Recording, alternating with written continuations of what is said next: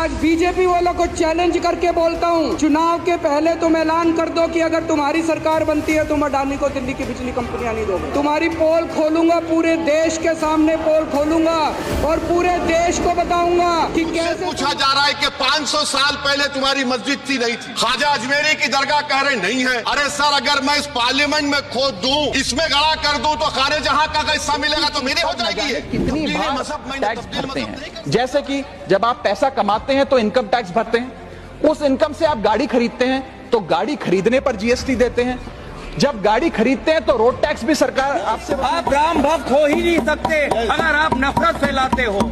आप राम भक्त हो ही नहीं सकते अगर आप दूसरे पे गोली चलाते हो। आप राम भक्त हो ही नहीं सकते जब आप दूसरे के धर्म के अनुष्ठान को।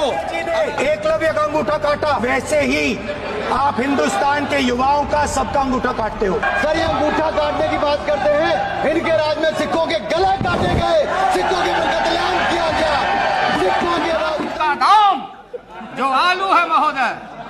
सर सुनिए,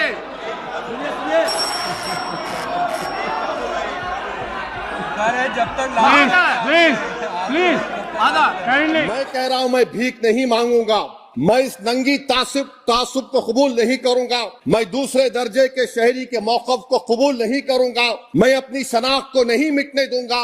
अब मैं झूठी और दिल फरेब बातों पर हरगिज़ देश है। गरीब अगर लोन लेता है उसके लिए दूसरे नियम। आप कहते हैं एक भारत श्रेष्ठ भारत, एक भारत बनेगा कैसे? अगर एक गरीब आदमी 1 लाख का लोन लेता है, 50,000 का लोन लेता है, तो उसके घर बैंक के अधिकारी पहुंच जाते हैं, कॉलर पकड़ के उससे बैंक का लोन